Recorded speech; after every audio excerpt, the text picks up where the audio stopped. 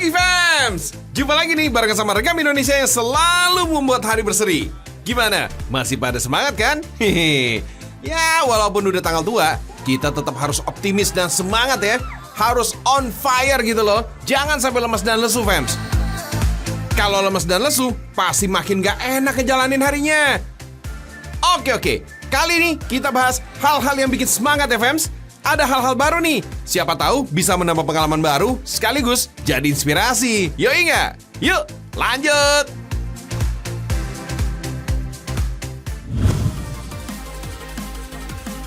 Ya udah ngebet banget pengen liburan. Mungkin destinasi ini bisa banget nih dimasukin ke list kunjungan.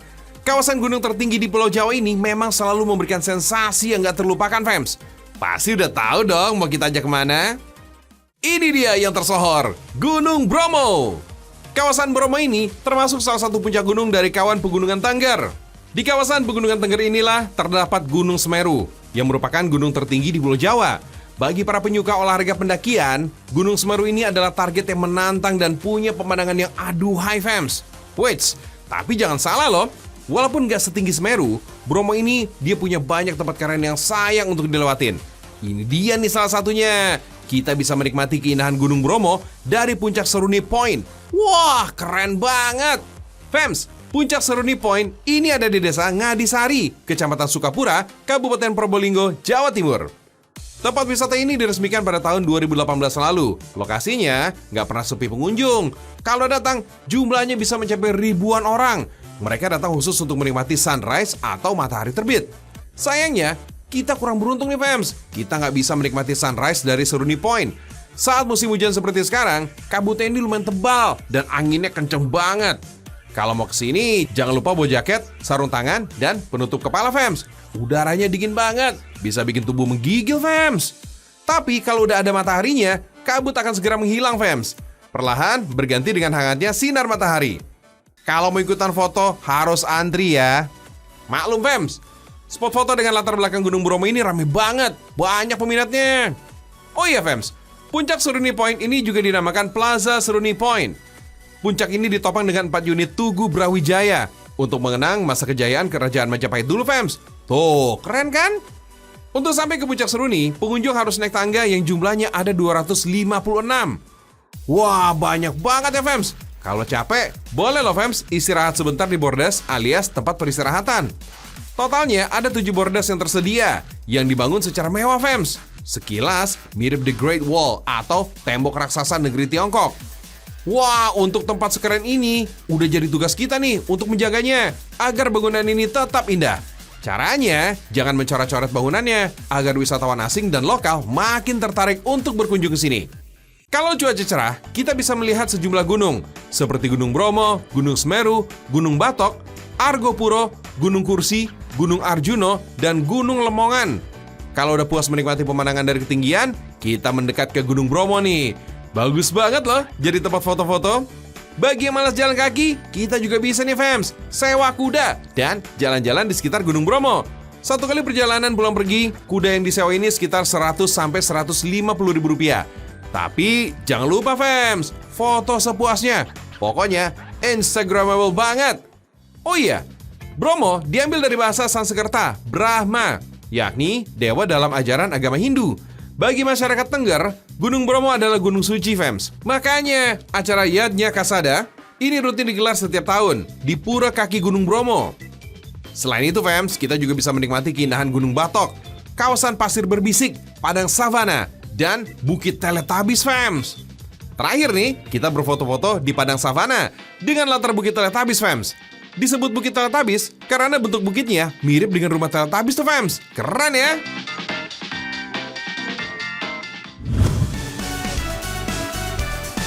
Fams, kalau datang ke Bromo, wajib cobain kue satu ini, fams. Bentuknya lancip dengan warna yang menarik. Cantik ya? Ini namanya kue pasung Bromo, fams. Rasanya manis dan teksturnya lembut di mulut. Bentuknya lancip, ngingetin kita kayak bentuk gunung gitu ya, fams. Yang unik dari kue pasung Bromo adalah pemilihan bahan dasarnya nih, fams. Jagung putih inilah yang bikin kue pasung Bromo ini jadi spesial. Kalau udah dipreteli dan direndam beberapa hari dalam air, hasilnya jadi kayak begini, fams. Nantinya, jagung putih ditumbuk menjadi tepung jagung. Bahan lainnya ada tape singkong, tepung beras, ragi instan, pewarna makanan, gula pasir, dan kelapa. Kita bikin tepung jagungnya dulu yuk. Berbeda dengan jagung pada umumnya nih fams, jenis jagung putih emang jarang orang yang tahu fams. Jagung putih ini biasa dibuat tepung jagung. Jagung putih juga lah yang biasa dipakai masyarakat Jawa untuk bikin nasi gerit alias nasi jagung yang terkenal itu fams. Nah, kalau udah ditumbuk nih, jagung putih ini harus diayak untuk menghasilkan tepung yang lebih halus. Selanjutnya, campurkan tape singkong ke dalam tepung jagung. Remas-remas hingga tape singkong hancur dan tercampur rata. Sekarang nih fams, giliran ragi instannya nih. Dalam industri pembuatan kue dan roti, ragi instan ini berfungsi untuk mengembangkan makanan fams. Tekstur kuenya juga menjadi lebih empuk loh, tapi gunakan secukupnya aja. Lanjut deh, masukin tepung beras fams. Kue pasung Bromo ini hanyalah satu dari sekian banyak kue tradisional di tanah air yang menggunakan tepung beras sebagai bahan dasar utamanya. Tepung beras emang terkenal nikmat kalau udah diolah jadi kue basah fams. Ngenyangin perut deh pastinya. Sambil terus diremat-remat dengan tangan, tambahkan air ke dalam adonan fams. Takarannya disesuaikan aja. Yang penting jangan sampai adonan terlalu kental dan terlalu encer. Jangan lupa juga nih fams, tambahkan parutan kelapa setengah tua fams. Biar gurih-gurih gitu deh rasanya fams. Fams, kue pasung dari Bromo ini emang spesial deh pokoknya. Buatnya aja harus butuh kesabaran. Adonan kue ini nggak boleh langsung dimasak fams. Diamkan dulu nih di bawah terik matahari. Katanya sih kalau adonan dijemur begini, hasil kue pasung ini bakal mengembang sempurna dan lebih lembut. Setelah 1-2 jam dijemur, adonan boleh diangkat fams. Supaya bentuk kue pasung lancip, kita bikin nih bungkusan dari daun pisang dulu. Lalu, masukkan ke dalam wadah kukusan berlubang, supaya daun pisang ini bisa berdiri tegak. Kemudian, adonan kue pasung dibagi 3. Satu bagian diberi warna merah, satu bagian diberi warna hijau, dan satu bagian lagi dibiarkan berwarna putih original. Adonan kue pasung tinggal dimasak aja nih fams. Tuang ke dalam cetakan daun pisang. Gak usah penuh-penuh ya, sisakan sedikit ruang biar kue bisa mengembang sempurna. Sip deh, tinggal kukus ya, sekitar 15-20 menit fams. Widih, cantik ya fams. Kalau baru matang begini, hasilnya mantep banget. Tinggal diangkat aja dan santap deh. Fams, kue pasung sebenarnya nggak cuma ada di Bromo aja. Di beberapa daerah di Nusantara ada jenis kue pasung yang lainnya kok. Bentuknya sama-sama lancip dengan tambahan gula merah sebagai campurannya. Kalau soal rasa, kue pasung Bromo ini istimewa, manis, dan lembut gitu fams. Wadah daun pisang sebagai pembungkusnya menambah kenikmatan rasa yang hakiki. Kue pasung jadi makin wangi. Bagi masyarakat suku Tengger di Kabupaten Probolinggo, Jawa Timur, kue pasung terbilang kue yang spesial. Kue ini menjadi langganan dalam sesaji dan ritual adat. Misalnya, upacara yatnya Kasada. Istimewa!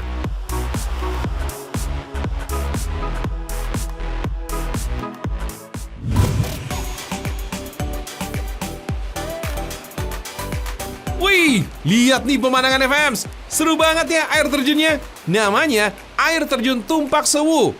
Air terjun ini letaknya nggak jauh dari Gunung Semeru dan juga kawasan pegunungan Tengger yang tadinya udah kita bahas fams.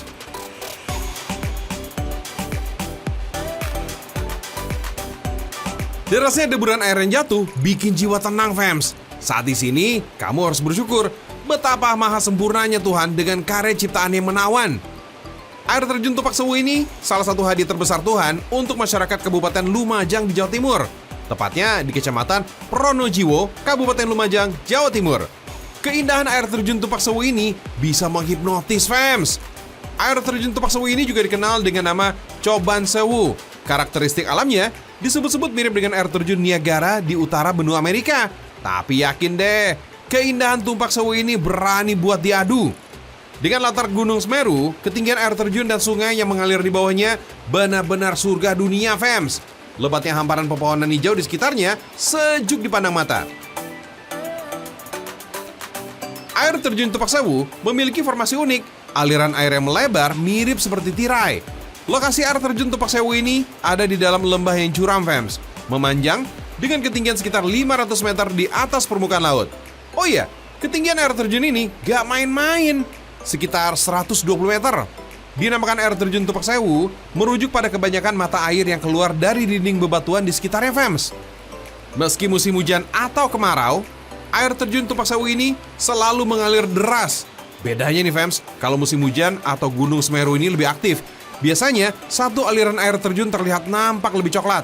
Tapi nggak masalah kok. air terjun Tupak Sewu ini selalu indah. Di lokasi panorama Tupak Sewu, kita bisa berfoto dengan latar belakang megahnya air terjun. Gak bakal nyesel deh fams. Walaupun lelah berjalan kaki, pemandangannya bikin hati senang. Oh iya, waktu terbaik untuk berkunjung ke Tupak Sewu saat sunrise atau menjelang sunset. Kalau pengen main menikmati sensasi cipratan air terjun di bawahnya, ini jangan lewatkan dari jam 3 sore fams. Ayo, segera agendakan berkunjung ke Lumajang. Air terjun terindah di Pulau Jawa ini udah menantimu nih fams. Ditunggu ya, dan jangan lupa dimasukkan ke daftar target tempat liburannya. Hehehe.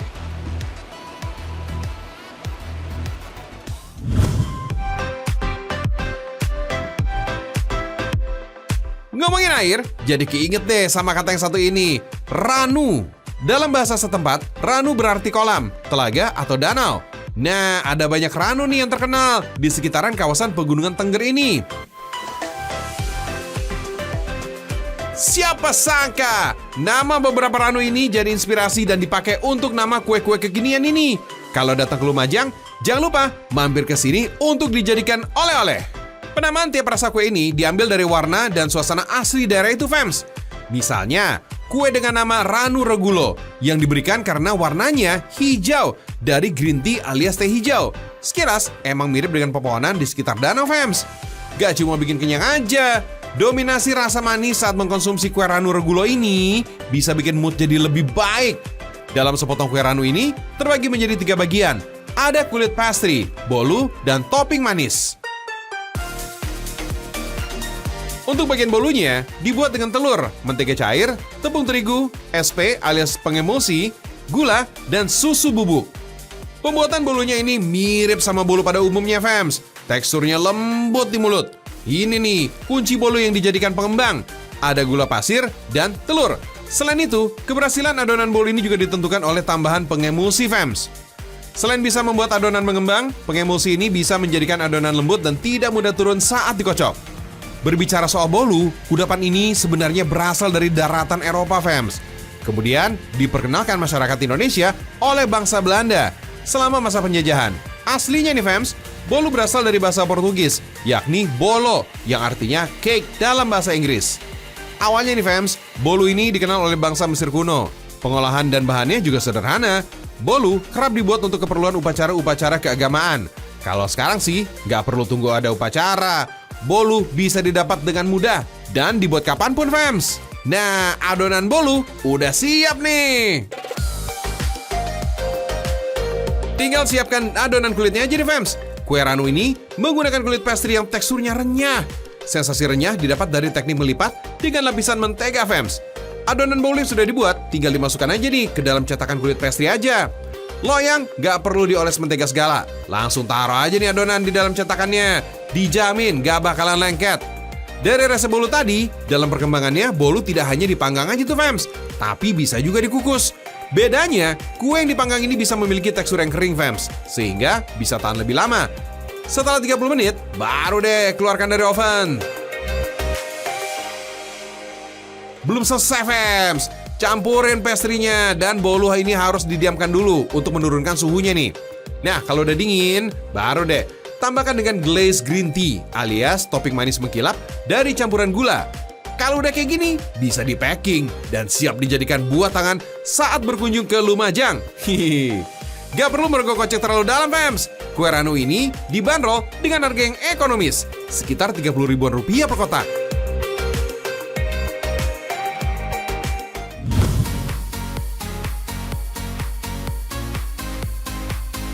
Oke, kalau main air lagi, masih pada sanggup kan? Tenang, yang ini gak bikin sengsara deh. Di Lumajang juga ada satu lagi nih, tempat yang eksotik banget, fams. Gak jauh dari pusat kota Lumajang, objek wisata Sumber Merutu jadi lokasi wajib yang harus kamu kunjungin. Hamparan sawah dan sejuknya pepohonan rindang jadi panorama cantik. Bagi masyarakat yang menyukai objek rekreasi alam, pemandian Sumber Merutu ini bisa jadi jawaban. Dingin dan beningnya air dari sumber alam ini terasa menyenangkan. Dari anak-anak sampai orang dewasa selalu terlihat happy kalau udah nyobain nyebur ke air Sumber Merutu. Asik, fams! Kalau mau kesini, silakan aja datang ke Desa Pandansari, Kecamatan Kedung Jajang, Kabupaten Lumajang. Untuk yang satu ini, nggak ada tarif atau biaya masuk untuk menikmati kesegaran sumber Merutu. Baru dibuka bulan September tahun 2020 lalu. Objek wisata pemandian alam ini dulu hanya sumber mata air yang nggak dikelola serius. Tempat ini menyenangkan buat berwisata, tapi siapa yang nyangka? Ternyata pemandian alam ini menjadi daya tarik sejak dulu kala. Katanya nih fams, tempat ini menjadi lokasi pemandian selir dan para putri dari kerajaan Arya Wiraraja di abad ke-13 lalu fams. Sumber Merutu itu berasal dari kata hewan sebenarnya pengambilannya. Jadi awalnya berawal dari pohon lo atau pohon arah yang sebutan orang sini. Itu kalau berbuah, kemudian buahnya pohon lo ini jatuh, kemudian bosok. Kalau dibuka ada hewan kecil yang namanya Merutu. Yang biasanya kalau malam hari pas bepergian, pas maghrib, biasanya orang kelilipan itu hewan kecil seperti itu. Dari pohon inilah fams yang menjadi cikal bakal pemandian alami sumber Merutu. Dari nasihat para sesepuh, selain warga setempat, pengunjung ini nggak disarankan untuk berenang di bawahnya fams. Ada 2 kolam yang bisa kita nikmati, kolam umum dan anak-anak, kedalamannya sekitar 1 meteran aja fams. Untuk kolam dewasa, kedalaman air ini mencapai 2-3 meter fams. Untuk keamanan, disarankan memakai ban atau pelampung. Selain segar menyenangkan, air alami yang keluar dari sumber Merutu ini dipercaya memiliki banyak khasiat. Mulai dari obat pegal dan linu-linu, sampai mampu menyembuhkan penyakit stroke. Penasaran fams? Datang aja langsung ke sumber Merutu, Desa Pandansari, Kedung Jajang, Kabupaten Lumajang, non-eksotik.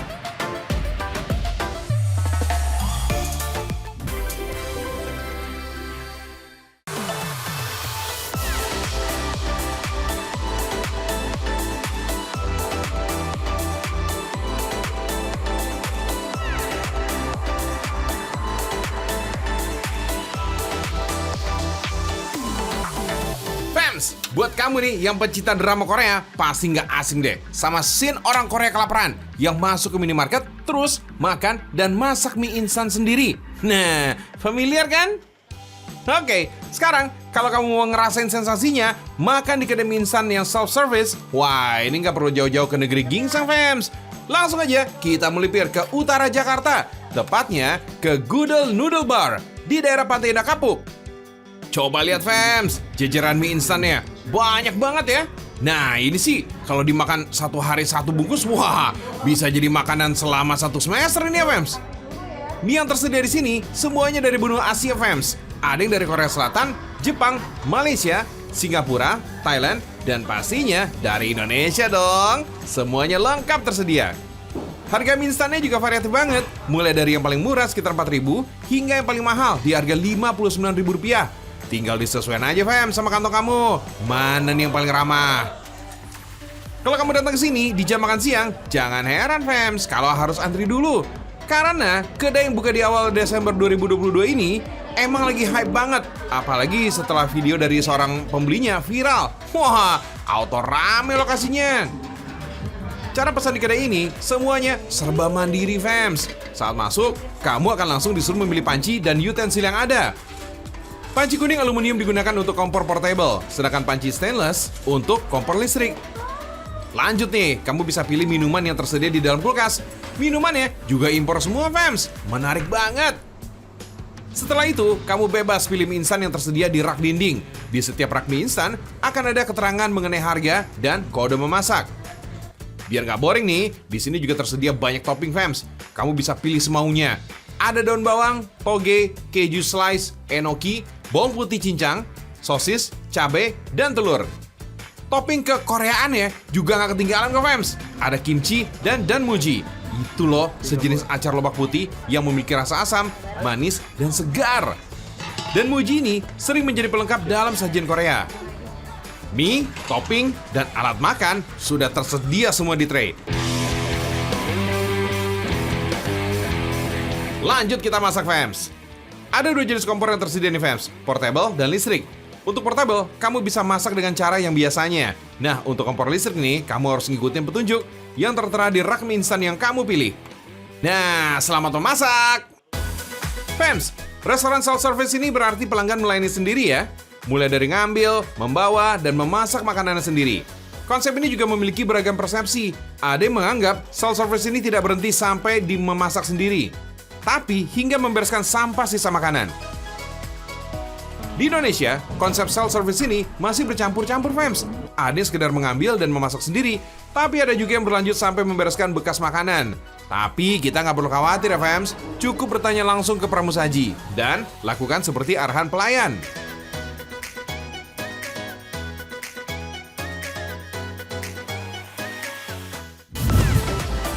Info yang satu ini kayaknya cocok nih buat para mbak-mbak kantoran dan mas-mas karyawan. Hehehe.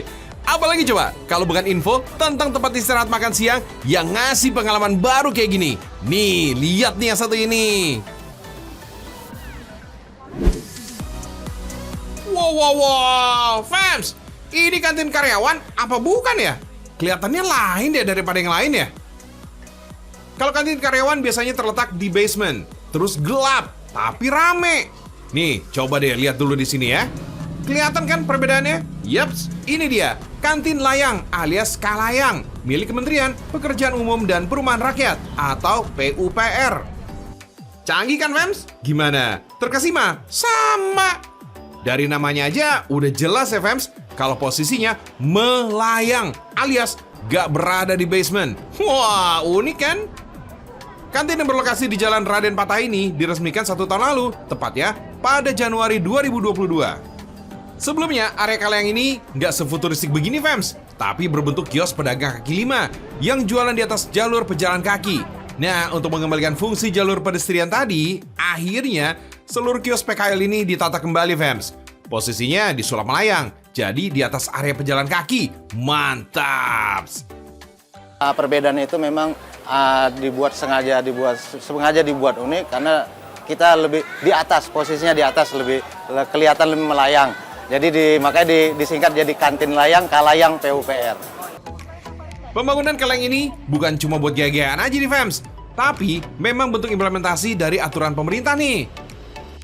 Pertama karena memang niatnya Pak Menteri menjaga kehigienisan para pedagang, terutama untuk stafnya kementerian, karena staf kementerian itu banyak makan, minum di PKL kita dulunya. Makanya Pak Menteri berharap stafnya karyawan Pak Menteri mendapatkan makanan pesajian dari PKL sendiri yang lebih higienis. Terciptanya itu pertama, kedua karena adanya undang-undang kehigienisan, dan yang ketiga karena memang ada Kepresnya, bahwasanya Kepres itu setiap instansi pemerintah wajib membina UMKM, terutama PKL, begitu.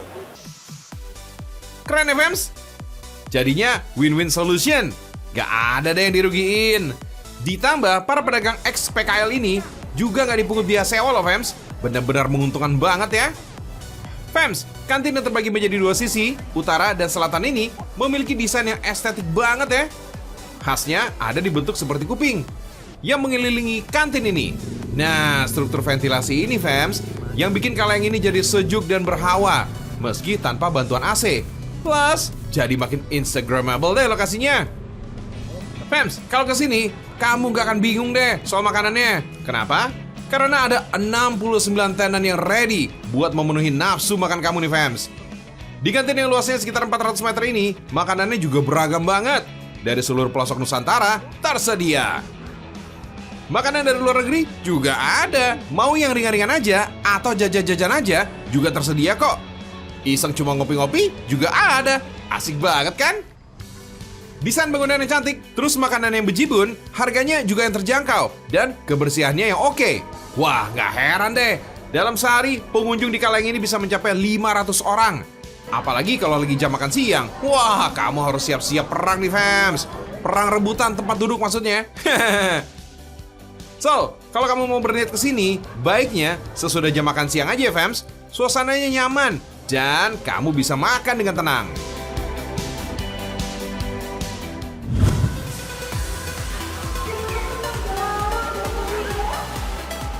Wah, benar-benar bikin kangen, fams. Gak jarang nih, kenangan masa kecil yang penuh kebahagiaan bikin kita pengen kembali lagi ke masa kanak-kanak. Ya, kalau ada lorong waktu gitu ya, bisa kali numpang. Ngomongin kembali ke masa kecil, itu kan gak mungkin ya Fems. Mustahil gitu deh. Maksudnya mustahil. Tapi kalau kamu pengen ngerasain kembali ke kenangan masa kecil, itu sih masih mungkin Fems. Caranya gampang. Sini deh, yuk kita main ke Edoko Japanese Playground yang berlokasi di Kembangan, Jakarta Barat. Tempat ini dijamin cocok deh Fems buat kamu yang ingin MKKB alias masa kecil kurang bahagia. Wait, jangan ngeremehin dulu ya. Meskipun konsepnya playground, tapi di sini orang dewasa tanpa anak-anak boleh masuk. Boleh ikutan main semaunya. Semua wahana anak boleh dicoba. Cuma ada beberapa wahana nih yang terbatas karena berat badan. Waduh, lumayan kan buat ngobatin kerinduan akan masa kecil? Tuh Fems, remaja-remaja, mahasiswa atau pasangan ini juga boleh loh datang ke sini. Kalau aku kebetulan lagi liburan kuliah terus cari permainan yang antri mainstream gitu Kak. Aku pengen ngerasain kayak anak kecil lagi, jadi ke situ lagi cari hiburan. Oke deh Fems, kita langsung nyobain ya wahana-wahananya. Siapa nih yang kangen main perosotan? Yuk, langsung deh kita main di Fuji Slider. Playground ini emang mengusung tema Jepang Fems. Jadi nama setiap wahananya pun ini mengandung unsur energi sakura. Meluncur di atas perosotan setinggi 3,7 meter ini dijamin memacu adrenalin kamu nih Fems. Bikin deg-degan, tapi pastinya bikin happy. Meski cukup tinggi, di setiap spot seluncuran ini akan ada kakak-kakak penjaga yang siap memandu kamu demi keselamatan kamu nih Fems. Jadi kalau mau aman, nurut aja arahannya ya. Tahu nggak sih Fems, kalau wahana penantang adrenalin itu punya manfaatnya loh. Saat adrenalin terpacu, jantung kamu akan berdetak 2 kali lebih cepat, nafas menjadi lebih rapat. Dan kadar endorfin, hormon pemicu rasa bahagia, dalam darah ini juga akan meningkat setelah menaiki wahana ini. Jadi jangan heran ya Fems, kalau orang bisa main wahana pemicu adrenalin, pasti tertawa dan happy sesudahnya. Lanjut! Main bola pasti seru nih Fems. Di sini ada beragam jenis permainan bola nih. Ada Cyber Wheel dan Tobi Ishii. Kalau Cyber Wheel, kamu bisa berputar di dalam bola angin. Satu Cyber Wheel ini bisa diisi hingga 3 orang dewasa Fems. Jadi seru banget ya. Ngobatin deh rindu tawa-tawa zaman cilik. Satu lagi nih, ini dia, si Tobi Ishii. Kalau kita kenalnya mungkin mandi bola ya, Fems. Ayo, siapa nih yang masa kecilnya belum pernah nyobain mandi bola? Di sini nih, tempatnya kamu bisa ngerasain serunya mandi bola, Fems. Di area ini ada beberapa aktivitas, Fems. Kamu bisa main lempar-lemparan bola, merosot di wahana seluncuran mini, dan satu lagi, bisa main skating di atas bola. Seru kan Fems? Permainan lainnya juga masih banyak nih yang bisa kamu cobain. Dari nyebrang ala-ala ninja hingga naik kereta mini. Semuanya asyik. Gimana nih Fems? Seru kan mengulang kembali masa kecil? Selain seru, harga tiket masuk di sini juga terjangkau nih Fems. Cukup bayar 70.000 aja. Kamu bisa main sepuasnya di hari apa aja. So, langsung deh Fems, ajak teman masa kecil kamu.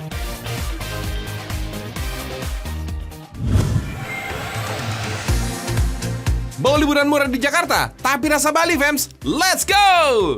Cus, kita berangkat dari Pelabuhan Kali Adem, Muara Angke, Jakarta Utara.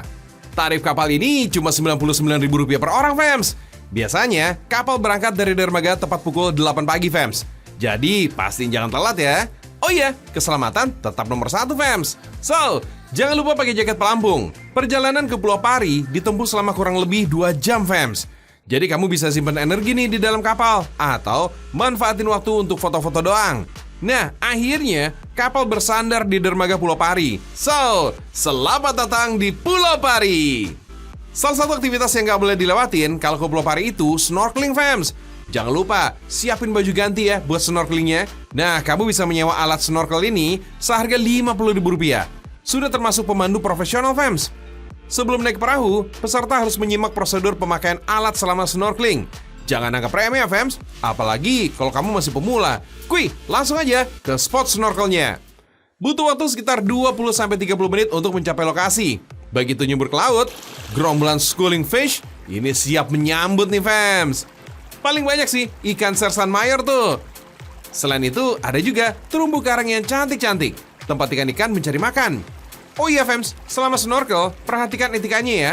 Jangan sembarangan menyentuh atau mengganggu ikan dan terumbu karang. Selain berpotensi bahaya, bisa juga nih merusak terumbu karangnya tuh fams. Terumbu karang ini butuh waktu sekitar 5.000 sampai 10.000 tahun untuk dapat tumbuh cantik seperti ini fams. Dalam 1 tahun, terumbu karang ini hanya tumbuh sekitar 1 cm aja. Jadi, disayang-sayang ya fams, kayak cinta kita. Asik. Gak kerasa fams, udah 1 jam aja nih snorkeling di sini. Sekarang waktunya geser ke Pantai Perawan. Di sini ombaknya tenang banget fams. Jadi pas banget nih buat main-main air dan jadi spot foto. Gak kalah deh kayak pantai di Bali sana. Yoi nggak? Kalau nggak mau main basah-basahan, kamu bisa juga nih menyewa sepeda nih fams. Seharian cuma bayar Rp20.000 aja tuh fams. Nah, sekarang udah nggak bingung lagi dong mau liburan kemana pas gajian nanti? Asik!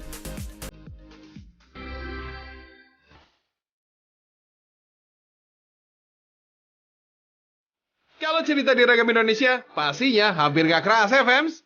Udah ditambah jam tayangnya, masih aja berasa kurang. Padahal, masih banyak kisah-kisah menarik yang mau kita sajikan di pagi ini. Ya udah, terpaksa deh. Kita lanjut besok aja ya. Dijamin gak kalah menarik dan seru kok. Namanya juga Ragam Indonesia. Salam Indonesia mendunia.